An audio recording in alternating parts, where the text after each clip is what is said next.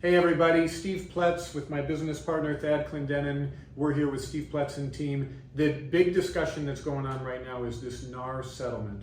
The settlement, of course, alleges that the National Association of Realtors and local MLSs conspired to fix pricing and basically forced sellers to list properties at fixed commission rates. So there has been a lot of discussion and fallout from that, a lot of misinformation. But what I wanted to start with in kind of an interview setup here, Thad, is just get your take on what do you think it's going to look like moving forward?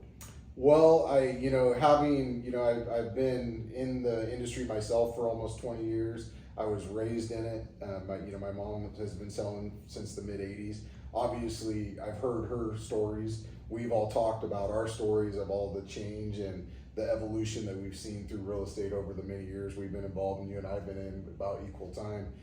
So I think what always happens is your stronger agents and stronger brokerages, like Realty One Group Pacific, for example, they, I hate using the word pivot, I'm going to use it though.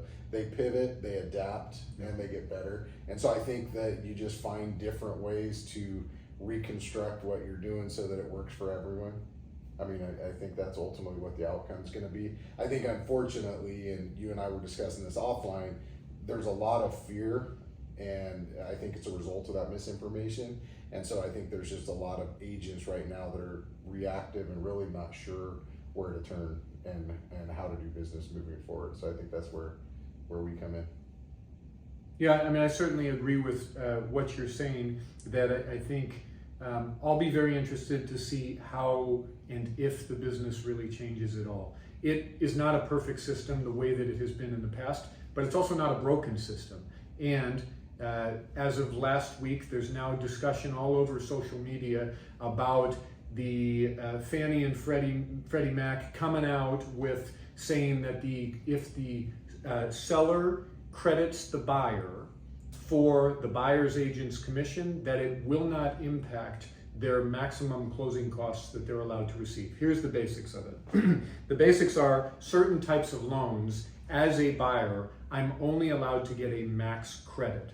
The thought process being, I'm not allowed to buy $1 million house and then also get a $500,000 credit after it so that I can leverage upon leverage, and that's what got us in the whole Great Recession issue previously. So there are these limits on it. As of last week, what's come out is the new discussion that lenders have, or that basically the Freddie and Fannie have said that those credits that are specific to buyer's agents' commissions won't impact that credit amount. So I already think that the government is trying to figure out a way to make this all work and continue to work.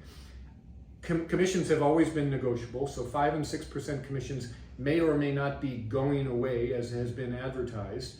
And my expectation is probably most buyers will not need to pay their own agent. That'll still be part of the whole transaction, because the seller, of course, is able to use their equity in order to pay a buyer's agent's commission, where a buyer doesn't have any equity to give and they need to bring the money to the table. Either way, I think that there will be a very interesting discussion, and it's definitely something that I expect that will move and continue to adapt and change over the weeks and months to come. But here's our advice to you, is get into a conversation with us. We would love to meet with you. We'd love to figure out how this all looks, and certainly keep you right up to date with everything that's happening with the lawsuit, with the settlement, and certainly how business here in Southern California continues to be conducted.